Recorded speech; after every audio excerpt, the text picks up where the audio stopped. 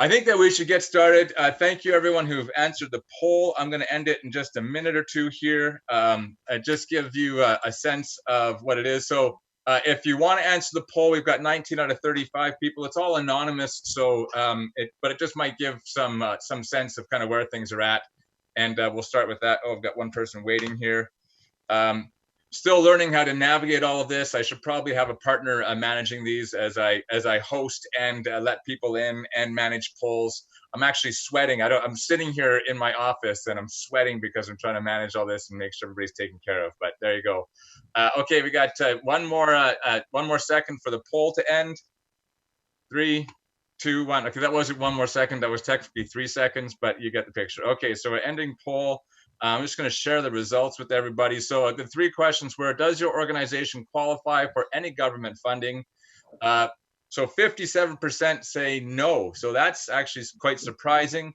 Have you been able to successfully access support? Only 24% so far, 76% say no. And how long will the support provided enable your organization to survive? The majority, I guess 95% are just up to 6 months. So I think that's and I don't mean to put Judy on the spot here. Obviously, everybody's scrambling to do a great job, and it's not meant to be a testament of the actions that government is taking, because I think that everybody's really doing their best in such an incredibly difficult time. But I thought it would be interesting to see, from me, from my own perspective, and also perhaps for Tom and Judy to see, what's happening out there in the world right now, and also for this specific group, you kind of get a sense of kind of where they're at. I think one of the great things that's valuable about this particular format is you really get a chance to share your specific circumstance and give some information to our leaders to kind of go back to what's happening in the supports and try and make sure that the gaps are all filled. That being said, I'm just going to stop sharing results and send that away. Okay, so I think that I'm going to stop sharing my screen. I'm just going to go to the speaker view now.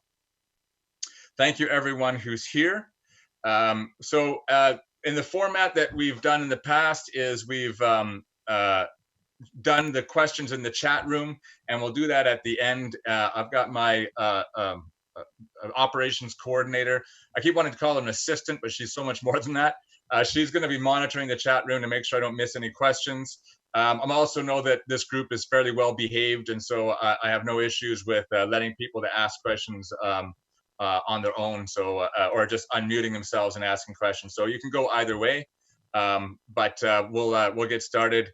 Thank you again, Tom and Judy, for being here. We'll start with Judy, and I guess Tom, just jump in when you can, or Judy, throw it over to Tom, as the case may be.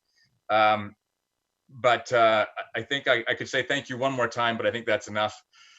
So really, the starting place that we've had in these discussions is kind of what are the resources that have been made available to businesses up to this point.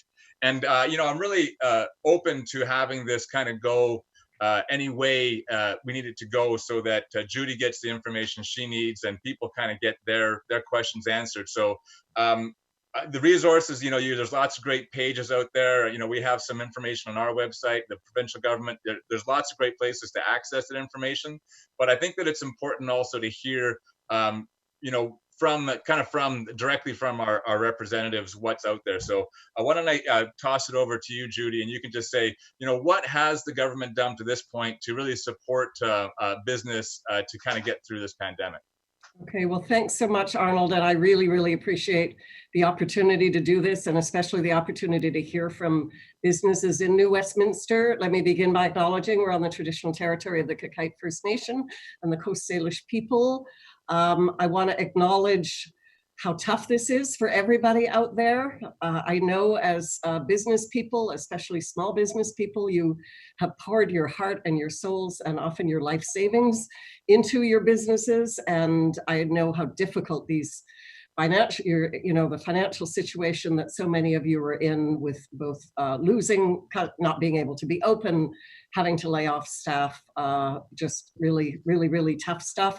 And you're also dealing with what all other British Columbians are as individuals and as family members, right? The fears of getting ill, having kids at home and working from home with your kids there, and just incredible levels of anxiety and stress. And so I do want to touch very briefly on that, because that's the ministry I'm responsible for, mental health and addictions. But I don't want to, I could, as Arnold said, there are a lot of pages out there. So I'm going to do a very quick recap. But I want to really stress that these really are issues that we're working with both across government provincially, but also with the federal government and with local governments. So when we talk about what supports are available, really we're trying to the greatest extent possible to coordinate. So if federal government is doing something, we don't need to do exactly the same thing. If there are gaps in what they're doing, we're trying to fill it. So, there are a number of things that you will be familiar with, I'm sure already. The changes to the property tax framework that will postpone late penalties and reduce most commercial property tax bills by an average of about 25%. The delay in provincial tax filings and payment deadlines that's deferred till September. Deferring employer health tax. And of course, many small businesses are already exempt. The payments for various other taxes are also deferred, like carbon tax, municipal, regional district tax, and so on. And there's also the issue of the school property tax cut in half for the 2020 tax year for people who own their own properties or for tenants on triple net leases. And there's all that information is on the website, is on government websites. I won't go through the federal government information.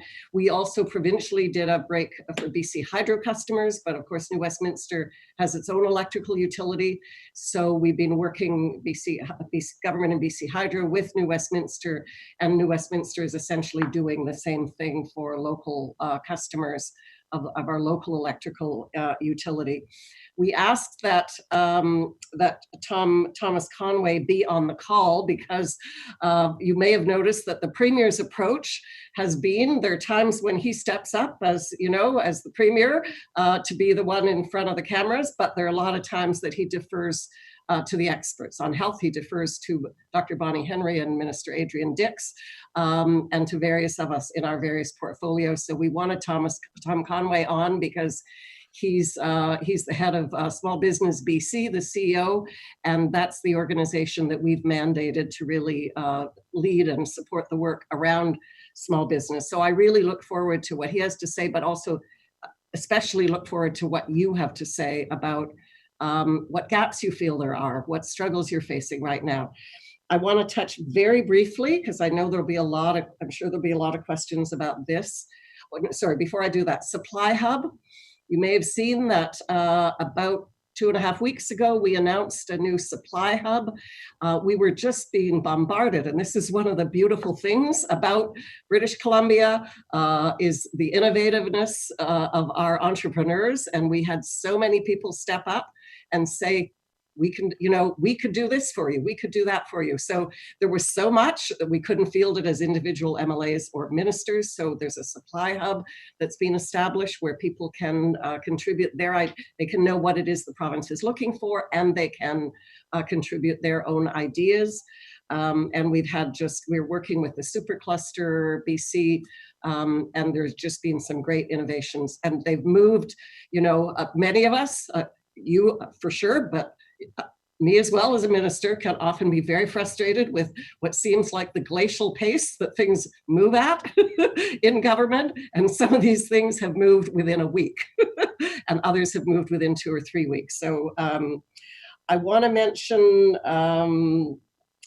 one of the issues that I know is on everybody's minds, which is, when does this change? When do we start opening up? And not surprisingly, there's not a simple answer to that. There isn't, as Dr. Bonnie Henry gets asked that every day. Certainly, we are beginning to look at how we begin to open up as of mid-May, but there's a lot of detail to be filled in there. And just from the discussions we've had so far in government and in cabinet, what it looks, what Dr. Bonnie Henry has said is, it's not as if there's going to be a date where we're all now open for business and where everything opens up again. It's going to be a matter of happening gradually, but very importantly for businesses, there will be rules that will be established, and if people can show that they're able to meet those, then that's what sort of will set the pace for when various businesses can open. So, for instance, the Restaurant Association provincially is already doing work with its own members about how can they do how can they maintain, I won't say social distancing, because social connection remains really important, but how can they do physical distancing, do the proper hand washing, all of those kinds of things, because the critical thing here, as we all know, is if we do it too quickly, if we do it without regard for the proper safeguards, we could be into a second wave and a third wave. So yeah, I think Dr. Henry will have more to say about that in the next week or so about that. And I know that you're all looking forward to it, but certainly the more that you can turn your minds to, what do you think it would look like in your sector? What do you think it would look like for your business? One of the questions was, how can we be prepared? That's really the way to get prepared. The final thing I want to touch on is mental health, not just because it's my ministry, but because the whole province is reeling, right? People who already have been struggling with mental health or addictions issues are struggling even more, but let's face it, we all are. And the anxiety of having to lay people off, potentially losing your business, having kids at home underfoot, and how do you do schooling at the same time as everything else, and the list goes on, not being able to be there to support somebody who's ill in a hospital. And for some people, including my constituency assistant here, having to postpone a wedding, not being there with someone who's dying and being able to hold their hands. I mean, all of those things have huge impacts on all of us. So again, if you go to the go-to site for all of the provincial supports is www.gov.bc.ca /COVID-19, and then you look for provincial supports and you can scroll through, and when you get to health and mental health, you'll see that there are a lot of services available without cost. And that's really important, including the BC Psychologists Association, who stepped up and said, we have 200 psychologists who will support people for free with counseling sessions, but lots of stuff there. So I think that's where I'm going to stop. There was a question, what am I advocating for? Well, I'm advocating for what I hear from my community of New Westminster matters most to them. What are the gaps in what we're already doing that haven't been met yet? And that's really what I look forward to hearing from this call. And in addition, of course, as minister, I'm sharing that also with my cabinet colleagues and various ministers responsible, and of course advocating very strongly on expanded virtual supports for mental health and addictions for everybody in the province. And maybe we should throw it to Tom and then open it up. Yeah, that's great. Judy, I had one question, and maybe this is for Tom or for you, but just around the reduction of the school tax. How is that, and forgive me, I'm always trying to strike a balance between staying up to date and also, just trying to get some work done, which both seem like full-time jobs. How is it qualified for? Is that, I mean, obviously you're a landlord, you qualify for that. Is that automatically passed on to tenants, or how does that work? Tom, can you speak to that? I can't, unfortunately. That is my team, but I can talk about how you can find out the answer to that question. Okay. If you like. Yeah. Thank you, Minister Darcy, for handing this off. And I just want a moment of privilege just to say thank you. I used to be the executive director for BC Schizophrenia Society right before this role, and I really appreciate the support that you provide for those living with mental illness here in the province. It's so necessary, and I'm so grateful for what you do. So thank you for that. And Arnold and members of the NewWest Chamber, thank you for inviting me here today. I really appreciate this opportunity to share with you the gifts that what we have been working on with both the provincial government and our federal government to provide small businesses with assistance during this time. As was noted, I'm the CEO for Small Business BC currently, and as you may have seen and hopefully have seen already, the press release that went out last Thursday regarding the new partnership that we have with both the provincial and federal government to create the BC Business COVID-19 Support Service. Sorry, I still have to look down at my notes for that because it's a mouthful.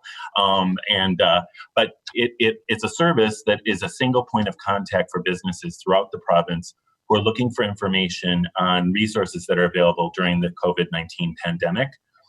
The service will act as a one-stop resource for answer questions about supports that are available to businesses for both the provincial and federal governments, but also from industry and partner organizations. And so if you have resources that you would like to be added to that list, please let me know. I will go through, I'm going to open up my screen and share the current website because I want to click through some of the things that you can find on that site. For those of you who haven't been able to go through there yet, I'll take a few minutes to do that. I'll just highlight some of the key things. But just before I do that, I just want to say that prior to the service launch, we were taking about 300 calls a day at Small Business BC, both on COVID and our regular Small Business BC line of business. After the service started on last Thursday, that bumped up by about 100. And in addition to that, and because of the resources that we were able to gather from both government and our own internal resources, we were able to ramp up our staff to be able to take those extra calls and increase our service hours. So our new service hours are now Monday through Friday, 8 a.m. to 6 p.m. Pacific time, and then Saturday from 10 a.m. to 4 p.m. And you can access the phone line by calling 1-833-254-4357. That's 1-833-254-HELP. And that is the new COVID support service hotline phone number. You can also access this information on the website, which is covid.smallbusinessbc.ca. That's covid.smallbusinessbc.ca. And I'm going to open up my screen right now and run through some of those things that are on the website. You can also, before I do that, you can email. If you prefer not to talk to somebody, you can send an email to our COVID support line at covid@smallbusinessbc.ca. So that is the email address for that. But I'm going to open up my screen right now and share with you what I'm seeing here. Hopefully you can all see the website. It says BC Business COVID-19 Support Service. If you have your screen open, you should be able to see that. This is the new support service that we established and opened up last Thursday. When you first go in there, one of the things that we knew that we had heard from based on requests of businesses throughout the province was they wanted the latest information. So you'll see right away this link to latest updates. And when you click on that, you're going to get the latest news from both the province and the federal government and our partners on those supports that are available. And we've taken to adding date and timestamps to this so that you know that you're getting the most current information. When you scroll down through it, you'll see, oh, I heard about this the other day and I can't remember. If you scroll down, you can find that information. Another thing that I want to highlight in some of these, like if you go to the side here in the left navigation bar, and you'll see things on employee management, managing your business, and things that are offered throughout the province. So say, for instance, you're operating a remote team, and you go into that one, and if you scroll down in each of these topics, you will find some FAQs, frequently asked questions about each of those topics. And then those are updated on a regular basis because we get questions by small businesses every day. And we are updating this at team huddle meetings every night at 6 o'clock so that we have the most current questions and answers that folks are asked, the hottest questions that people seem to be asking throughout there. So that's in our latest updates. And then if we go back to the main page, sorry, I have to click through here. There are other topics, but you'll find them also as you scroll down through the screen. These three tiles here are devoted to the resources that are available from each of these organizations, Small Business BC, our government in British Columbia, and the federal government as well. So you can just click open those and you'll get the most recent information. I believe the site that Minister Darcy referenced is here at the Find Out More in the BC government, and you can find all of those things here that are offered by the provincial government there. Sorry, my screen does not want to cooperate. There we go. And then if we roll down even further on this site, you'll see a couple supports that we developed with the BC government. One of them is your COVID-19 support directory. Both of these say download now, these two blue tiles. I would recommend actually maybe not downloading them and printing them because they change rather regularly, about once a week probably as government supports get added. And to Minister Darcy's comments earlier, yes, continue to advocate on your own behalf. I tell people that all the time. We are advocating on your behalf as small businesses to government because we are in conversations with them daily.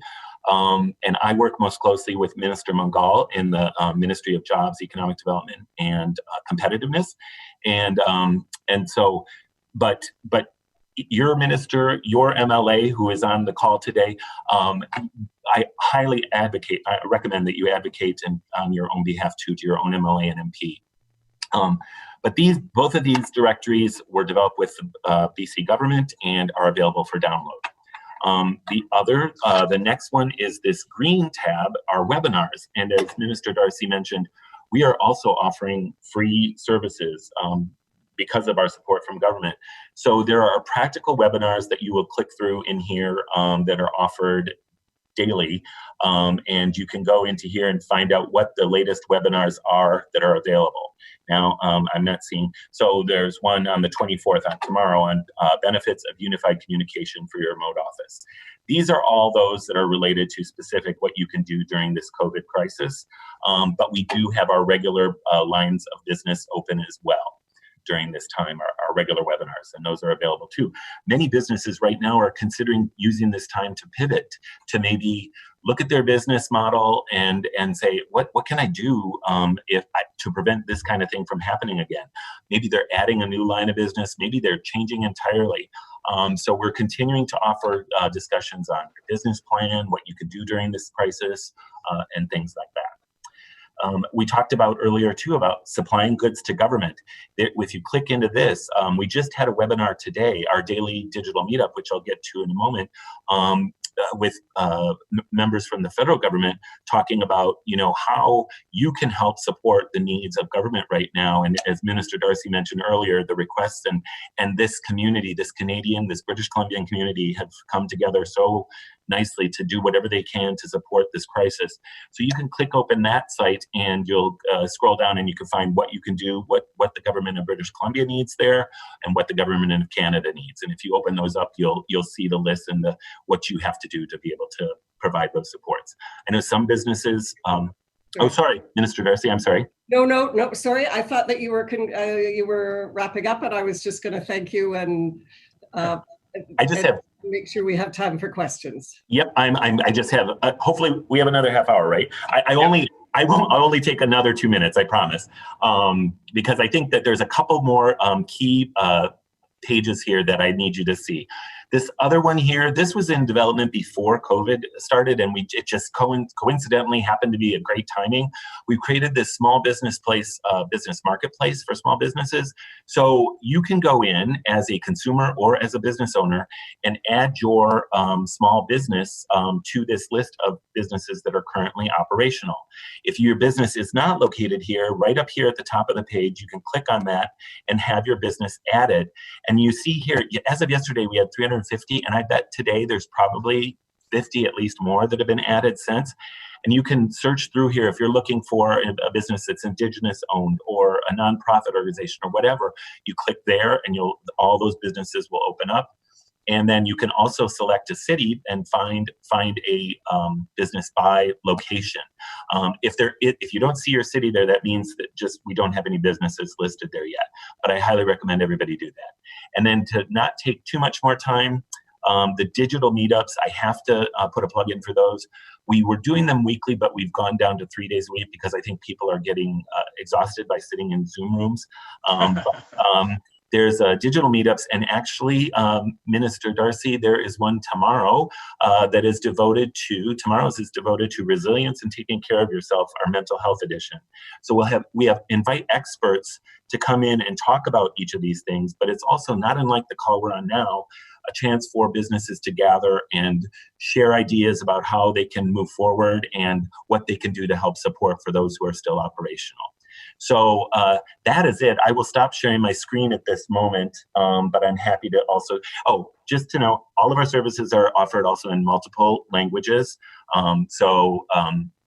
including Mandarin and Cantonese, Punjabi, French, and I think there are a couple others as well that we offer on request. They're not on demand, but they're on request. So I just wanted to share that. So I will stop at this moment.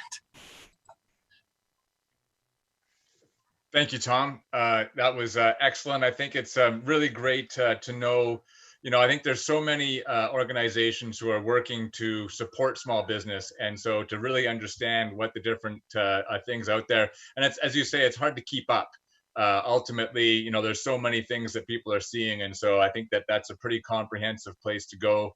And I think that you've highlighted it all really well. So thank you for doing that. And thank you for being here on short notice, and also for Judy's office to arranging you, because I think that combination of both of you is excellent. Judy, just a question around what, in terms of, I guess for both of you, what are you seeing as the most urgent need? Now, Judy, you might be more apt to talk about in terms of mental health, but maybe mental health for business leaders. And then Tom, for you, what are you hearing as the most urgent need from businesses? Because I know that we'll probably have some of those questions come up, but maybe that can nip some of that in the bud. Well, really, the issues that we've acted on and the order in which we've acted on them as a government is very much based on what we were hearing from people. So we were hearing from both businesses and individuals about issues related to income supports. And so we certainly advocated with the federal government to move quickly on the income support issue. The acronym is CERB, CERB, to move on that very quickly. On a local level and provincially, we heard an awful lot about rent and mortgages, and so we moved very quickly on that. So really, we're driven by what we're hearing are the greatest needs in our communities. What are the greatest needs across the province? And I should mention that one of the issues that we are working on presently with the federal government, and you may have heard the Prime Minister allude to this this morning, he said that the federal government is going to be working with provinces on some support for commercial tenants, where the landlord, forgivable loans for commercial tenants, on the condition that they don't charge their tenants rent. So again, that's something, that's been under discussion for a while. The Prime Minister, we sometimes don't know when the Prime Minister is going to say, okay, we're going to do something about that. But this is one where we're going to be working with the federal government on it, and we hope to have details on it soon. So certainly for businesses, the big issues are being able to stay open, having customers, paying your staff, and paying your expenses, with rent and mortgage being amongst the biggest of them. So that's really interesting in terms of the format, a forgivable loan to landlords as long as they're passing that savings on to their tenants. Is that kind of the scenario that's being looked at? That's the broad strokes. And we checked in with Finance Minister Carol James literally just before we got on the call to see if she knew any more details yet, and she didn't yet. This is under discussion between the provincial and the federal government. Each day that goes by, we get a lot of conversations around the commercial rent, and each day that goes by and gets closer to that May 1st deadline, it just feels like another bricks added to your shoulders, and you got to carry that weight. Is like, what's going to happen? You know, I mean, for some people who just literally have a zero balance in their account, and there's that, you know, $2, $3, $4, $5,000 bill coming at the end of the month. I know that's a big one. So if you, you know, if there's any message, I know that that's the one that is, you know, ringing through. Yeah, I hear you. I think that that's the goal they're working towards, because we're really aware of that the deadline, that enormous pressure. Excellent. And Judy, is there something specific that you are either specifically around mental health for business leaders and leading their organizations? I know that there's, like you said, a ton of resources there. Is there something specific that you could point to specifically for organizational leaders around getting the resources they need or the support they need to to lead their staff? Well, I think Tom mentioned something that's coming up specifically targeted to business leaders. The programs that I spoke about are really the population at large, which includes people from all walks of life, whether they're businesses, no matter where they work, no matter what they do. And one of those is a program called Bounce Back. And it used to put on by the Canadian Mental Health Association, BC. Again, all the information's on the GovBC website. And this is really a program where, you know, we've supported them to go virtual. All of these mental health counseling programs are now virtual with our support. And this is really to deal with things like low to mid-level anxiety and stress and depression. Which are issues that are pretty universal, and for sure they're ones that businesses are dealing with. So literally, you know, you can go online, find Bounce Back, and arrange to talk to somebody about those. As far as business specific things, I think things like the webinar that Tom referred to, that Small Business BC is putting on, you know, and it's really with our support that they are the hub for small business in the province. I think that would be more tailored, more targeted to the issues that businesses are dealing with. But, you know, we're also parents and partners and sons and daughters, and we're dealing with a wide variety of issues. So really you could access the general ones or the specific business ones that Tom mentioned. All right, thanks, Judy. And Tom, did you were you going to speak to something? I'm not sure if I've lost track of a question or a comment on some of the things that Judy was talking about. Yeah, around commercial release or anything like that. Yeah, just to add, in addition to those, because those topics that Minister mentioned are definitely top of mind for most of our callers. Our number one request on information is how to access financial supports. And many times individuals unfortunately fall through the cracks for various reasons. And as we've seen, and I always encourage people to continue to advocate on your own behalf, because government doesn't know every possible scenario when they create these supports, and they want to help. Mm-hmm. So every day we hear something from the Prime Minister, every day we hear something from our provincial government, and they're wanting, and they're looking at all these, like Minister Darcy mentioned about the rent issue and the mortgage issue for landlords, to be able to help. Because I know when this first started, when we started doing our sheltering in place or physical distancing, and back in March, people were worried about their April rent, and now people continue to worry about that and their May rent coming up. So I know that government is working, but we continue to get the number one request is for how to access financial supports that are offered by both governments. And the other thing I just wanted to add, I forgot to add this, 2 new things that were added to the website was a chat feature. So again, if you don't want to talk to somebody in person on the phone, there's a new chat feature that you can do an online kind of back and forth, not unlike you've seen on other websites. And then a call back feature too for those. So you're not going to have to wait in line. You can put in your number, and then one of our business advisors will call you back at another time. So you're not having to wait. But no, those are the exact same topics that we're hearing from folks. One other source that I would recommend, if you haven't, and being a chamber yourselves, you're probably well aware of what the BC Chamber is doing with their pulse surveys. Check out the latest one. If you go on their LinkedIn page, I know that they have posted the most recent information. Right now, unfortunately, I think we're looking at probably somewhere between 50 and 60%. I remember businesses that are they have said we are at least temporarily closed and we're on the verge of being closed permanently, and that's frightening. And so we're doing everything we can, and I know government is too, to help support and make sure that doesn't happen. I think you have those links on the NewWest Chamber website, right, Arnold? Yeah, that's right. We sent out the results today by email with along with the secondary invitation to talk to you, lovely guests. Our board president, Scott McAlpine from Integrated Analytics, had a few great questions. He's really got his finger on the pulse of what's happening out there. And one of his questions is, there's a big concern about support for contractors. It seems like all the governments are talking about supporting employees, but these contractors, other than CERB, they tend to fall through the cracks. Is there any kind of talk out there or as a contractor who doesn't have a job, what's available for them, especially if they're a contractor maybe working for a business? Now their work has dried up, but since they're not an employee, the business can't keep paying them, or they don't get access to the wage subsidy. Is that something that you guys hear anything about on a provincial level? Obviously, that's the wage subsidy is a federal program, but I'm just wondering if that's something that's a discussion around the provincial level. I'm going to ask Tom if he's hearing that. I mean, contractors would qualify for any of the supports that businesses qualify for.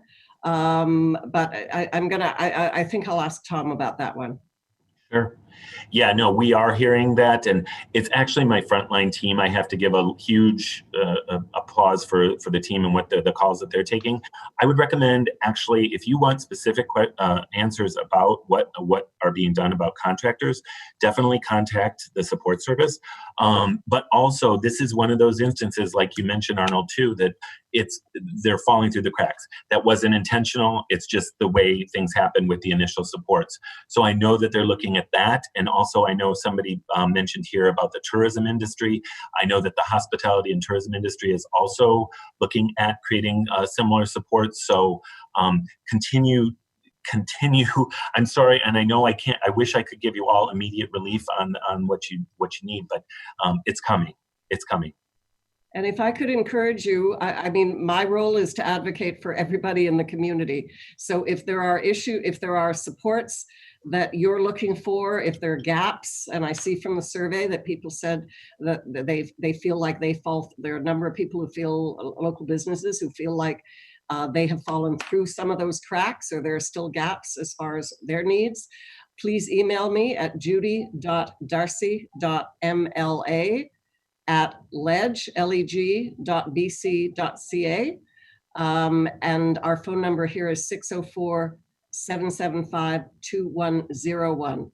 So please let me know if there are issues that you want me to advocate for, that when you go through all of the extensive things that are up on various web pages, you're not finding what you need, please let me know. I think that's great, Judy, and I think it's really. I think we're fortunate to have all our representatives working so hard for us, and I think that's great that you've offered that. One of the other questions is, I think that this probably speaks to something that you're pretty intimately familiar with, and I think there's been some recent announcement around that: the support for the unhoused or for the marginalized in our society. Is there any thoughts around that, or what's updates on what's happening for taking care of those populations? There is. Well, some of the first actions we took had to do with rent, but I think the person is asking specifically about homelessness. So we're really working across ministry on this. At the Minister of Housing, of course, Municipal Affairs and Housing, Selena Robinson obviously is the lead, but working closely with the minister responsible for poverty reduction and with myself, because a significant number of the folks who are homeless are also struggling with mental health and addictions issues. So we have developed an inventory. We've moved quickly on finding either temporary spaces or that we hope to be able to move on in the immediate term, and then while we still look for medium term and longer term solutions. The immediate priority in those situations is going to be the downtown east side and Pandora Street in Victoria, if any of you are familiar with it, because that's where the biggest homeless encampments are in the city.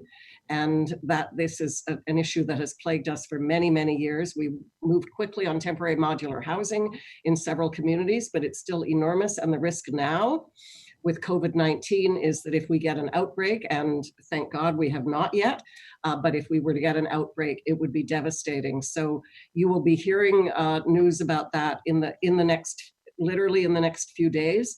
But we also are developing an inventory of supportive housing, because it is about housing first, putting a roof over somebody's head, but it is also about ensuring that we have the health supports, the social supports, the mental health and addiction supports for people, because those are big contributing factors to why they're homeless. So yes, we're moving aggressively on that front. Absolutely. I think there's there's a few more, lots more questions here. Thank you for taking the time. One is, I know that when we had Mayor Cote on, he talked about how municipalities can't run a deficit. Is there, but they're also really struggling and losing a lot of their income, and people aren't paying their property taxes, et cetera. Is there an update on support for municipalities? There is, and different municipalities have responded in different ways. As the Mayor of Vancouver tends to make more headlines than sometimes certain other mayors do. But the property tax framework was a really important initiative for both local businesses as well as for municipal governments. Local governments are going to be able to access the funds raised through the provincial school tax until the end of the year by deferring those remittances of the funds to the province. And that'll provide significant relief to local governments. We've also authorized local governments to be able to borrow interest-free from their existing capital reserves to help pay for operating expenses like employee salaries, like policing, maintenance of water systems, garbage collection. Also greater flexibility to carry debt for an additional year, because at the present time, municipalities are not able to carry debt. So local governments typically borrow from the Municipal Finance Authority in anticipation of what they'll generate in revenue, but only up to 1 year. They'll now be able to extend that to a second year. So we're working on all of those issues. I know transit is a huge concern here in New Westminster and across the province. It is for all of us, and we're a very transit dependent community. So really what we've asked TransLink to do is to just sharpen their pencils, to come up with a plan in collaboration with us about what does it mean to maintain the essential services in transit.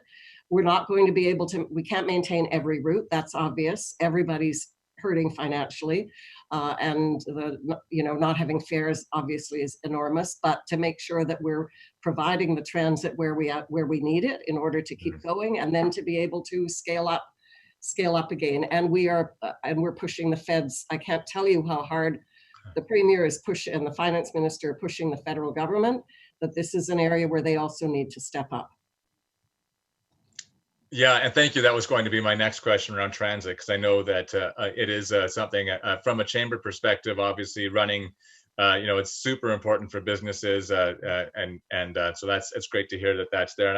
And I agree. When we had Peter Julian on last week, he was talking about how the federal government does get the bulk of the taxes, and so he was really also pushing them to step up in some of these areas. So that's good to hear that.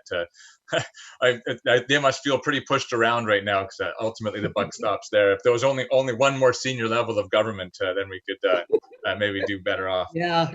Hard to push it off to some global entity, since the whole world is rocked right now. Tom, I'm wondering if you would speak to some of the innovations that you may have been seeing from businesses, some of the different ideas that you've seen businesses do, maybe some of the creative ways that people have been responding. You talked about how some businesses are now selling to government, but as the kind of the hub for all of these resources, I'm wondering if you just might have some insight that might spark some ideas for some of the people watching today. Yeah, I think for me, and you may have all already heard some of these, but I know today on this call that we were talking to supply and government, the subject came up. Many of our local distilleries have converted over to making hand sanitizer.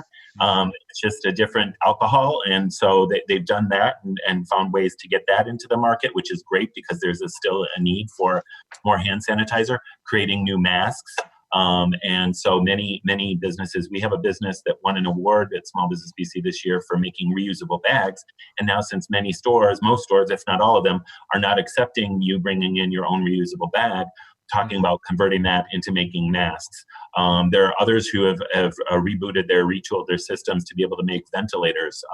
So those are some of the more critical things that we need in this crisis. So it's always good to hear those stories. We also hear stories of industry coming around to help one another. Especially, I've heard, especially from the food and beverage industry, what they've been doing to support our healthcare workers. We have a couple restaurants that I know of that set up a GoFundMe, and they use all that money to prepare meals and bring them to the local hospitals for the healthcare workers. There are others who've set up systems that they can help their own food service staff stay afloat during this time. So I really love how also in all of this chaos, we're also seeing how this community really comes together. I think that's great. Have you seen? Can I mention one that's a local business? Absolutely. That I think it was in the record. I'm pretty sure I saw it in the record. Kiefer's just looking for it. Anyway, a local company called Arcteryx. I don't know if I'm pronouncing that correctly or not. Stepped up and said that they could produce medical gowns. And I think they got 500 out the door very quickly.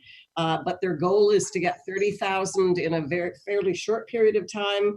And then they're reaching out to other partners that they could work with in partnership to provide 90,000 gowns. So that's really an excellent, an amazing initiative.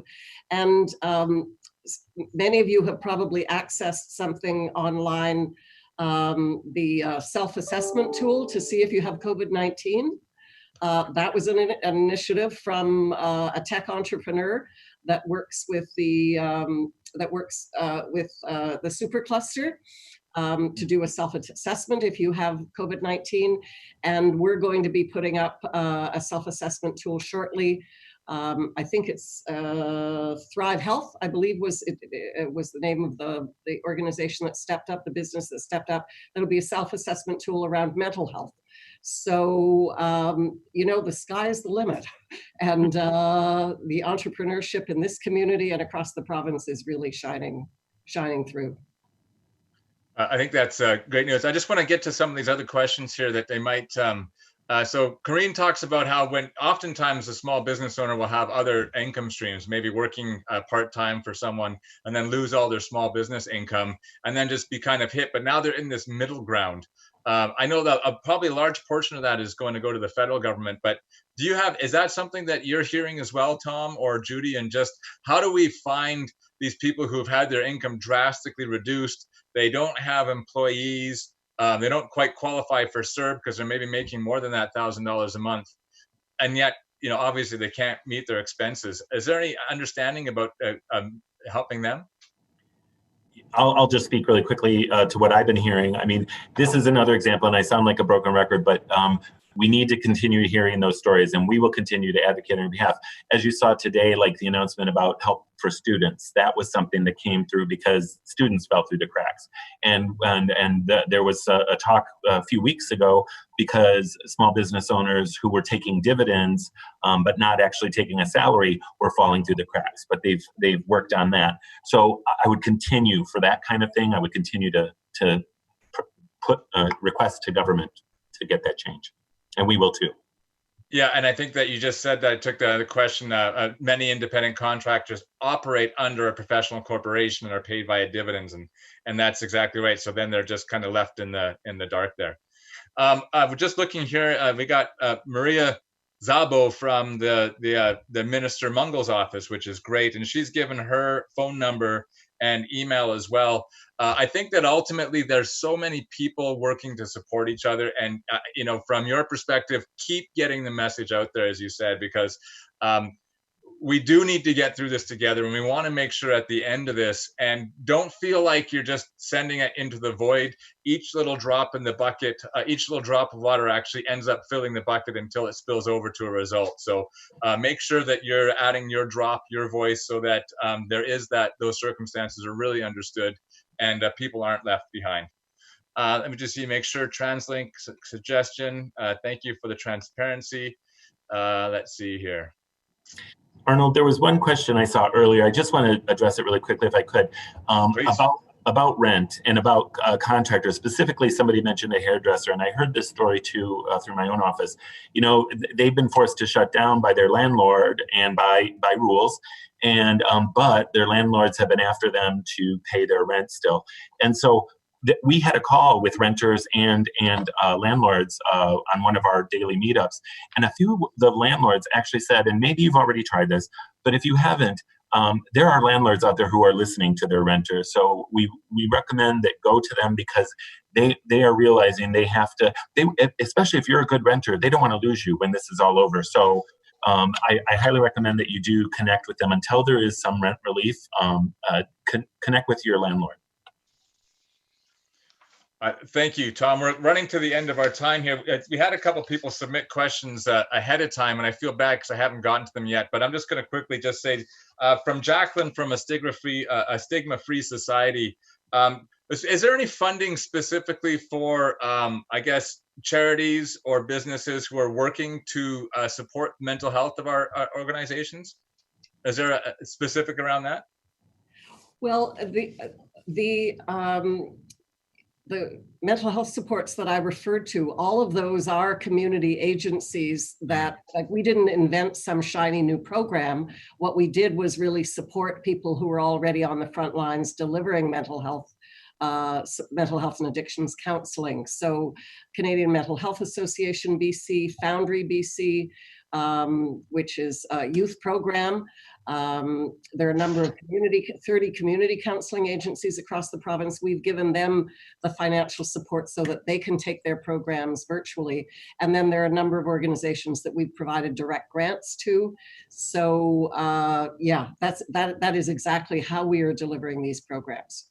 And if there's a smaller charity that wasn't part of that, they might reach out to your office and see if there's some way to fit in or get access to some support. Yes, I mean, right now we're focused on access to counseling, but certainly, is it Stigma Free BC? Is Stigma Free Society that asked the question? That's correct. Yeah. Okay, they certainly know how to reach me because I've Jacqueline, worked closely with them. Judy, I've been trying to reach you for a long time, but you're so busy. It's Andrea Paquette from Stigma Free Society. Oh, hello, Andrea. Nice to see you. Okay. Good to see you too. Yeah. If I could, having come from the nonprofit world myself, if you haven't already, Andrea, check with Vantage Point in Vancouver. They are providing a lot of resources for nonprofits too, so you might want to check with them. Perfect. Thank you. You're welcome. And I think this might have been from Daryl Darachuk. It's just, is there any the $300 crisis supplement to persons receiving income and disability assistance for 3 months? Since it was already below poverty levels for that, is there any idea of keeping that $300 supplement permanent? As some of these programs, are we seeing that they're going to continue, Judy? Well, I don't have the answer to that. The reality is some will, but they won't all. I'm channeling the finance minister right now because we've ramped up so many programs in order to deal with the COVID pandemic. And some will continue and some won't, but we're going to have to make that determination. Obviously, one of the things we have really worked hard to do is be a government that is compassionate and supportive, and supportive of business and of rolling out new social programs and so on over the last almost 3 years. But we've also been very mindful that we need to keep a balanced budget. Obviously, that's all shot to whatever as a result of this. I think everybody accepts that because we had an emergency session of the legislature to bring in this $5 billion COVID relief package. That's not something we can do ongoing, obviously, and that will involve running a deficit, but it's not something we can do ongoing. So we're going to have to, I think the reality is some will continue and others won't. We're going to have to do this restarting, fresh starting, coming back stronger, coming back better. People have different words to describe it, as well as never again. We need to be prepared, the whole country and the world, so we are not in this situation again. But those decisions will be made over the next number of months. We're at the end of our time. There was one more question from Heidi, and I just wanted to ask you both to end on one thing. Can I ask for another minute or two of your time? Absolutely. Okay, thank you. So Heidi from Impact Parkinson's Society, incorporated not-for-profit societies like ours don't really qualify for initiatives, but still have their bills to pay. Is there, again, we're falling through the cracks. Is that something that people are looking at, or the government's looking at supporting? We are, absolutely. And most of the programs that either the federal government has announced or that we've announced that apply to businesses also apply to not-for-profits. And I certainly appreciate that not-for-profits are dealing with many of the same issues that small business are, and then they're dealing with a whole set of other ones because they often rely on fundraising, or in other cases they rely on gaming grants or so on. So we know that that's a really complex situation, but most of the programs that apply to small business do apply to not-for-profits. And Heidi, if you want to get in touch with our office about specific questions, please do that so that we can follow up with you specifically. I know you do amazing work and you must be really struggling right now. And they have, just for everyone to know, they have, I believe, a raffle on right now. So you can buy one of their tickets and they can get, so that's one way we can support Impact Parkinson's to get their rent paid this month. But I know fundraising, these are tough times for fundraising. Ain't that the truth? Yeah, tough times. And Tom also said to Heidi in the chat to check out Vantage Point, that might be some support there. I'd like to end with each of you saying what is making you optimistic right now, if anything. Hopefully something. Yeah, I'm gonna make you say something.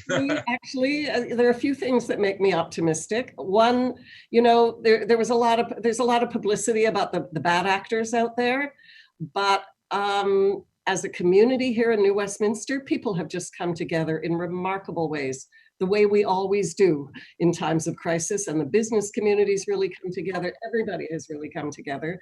And so that's, we're in it together. People show that by their actions. I think the fact that we have been listening to Dr. Bonnie Henry, right?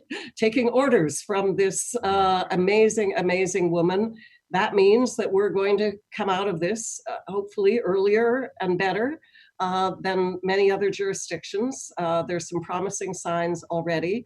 The other thing I would say is there's been so much innovation in this period. There's been so much of entrepreneurs coming together with government to come up with solutions. And those partnerships are stronger than they've ever been. And that's so important for the future. The other thing is we've seen there are things like this, what happened in long-term care, where most people in this province who have died in long-term care. And those are clear signs about things that absolutely have to change qualitatively, fundamentally in the future. And so I will never say that there are silver linings to this, but crises do create opportunities, and they do often show us the way forward. And in a number of different areas, like the partnership between entrepreneurs and government to find solutions, innovative solutions fast, and just what it means to really improve the situation in healthcare so that this never ever happens again. Tom, the almost final word. Yeah, no, I'll just add. I mean, sorry. Thank you, Judy. I didn't mean to. And that beautiful. It's beautiful. I walked right over that. It was just awesome. Sorry, Tom. I interrupted you. Go ahead. Not at all. No, I just to play off what the minister just said. The hopeful stories that I hear daily from our small businesses, like I said earlier, the ones who are doing what they can to help healthcare workers or themselves at this time, They give me hope. My team gives me hope. I mean, the energy that they have in taking all these calls every day and just nonstop willing to support, hearing the applause and the sirens and the sound every night to acknowledge the healthcare workers and what they've done. And then there's some other things too that I these weird benefits I think that might come out of this time where unfortunately people aren't working, but I think the earth is getting healthier in this too, because our environment might be being saved a little bit. But there are those moments of hope that I find very make me happy. Thanks, Tom. I think that's great. I think that's a good way to end it. We know that we're really at the beginning of this. We're scrambling to support each other and the businesses, but the impacts of this are going to be felt, perhaps increasingly over time. So we hope that you'll come back and see us again, maybe in a month or a month and a half or so. To your events. Yeah, that's right. Well, we'll have some good ones, but your restaurant and getting my roots done.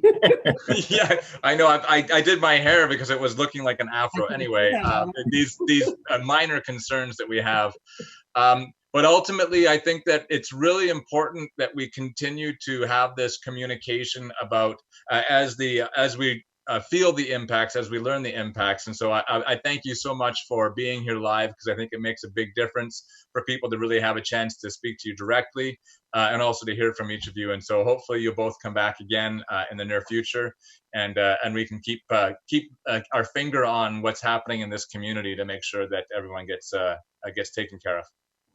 Thank you so much, Arnold, for hosting this. Really, really appreciate it. And thank you, Tom, for coming on. I know we just asked you a couple of days ago, and really appreciate you coming on too. It's a pleasure. Thank you. All right. Thanks for coming, everybody. We really appreciate you all being here. I think it's also important for you to kind of get that information and spread the word.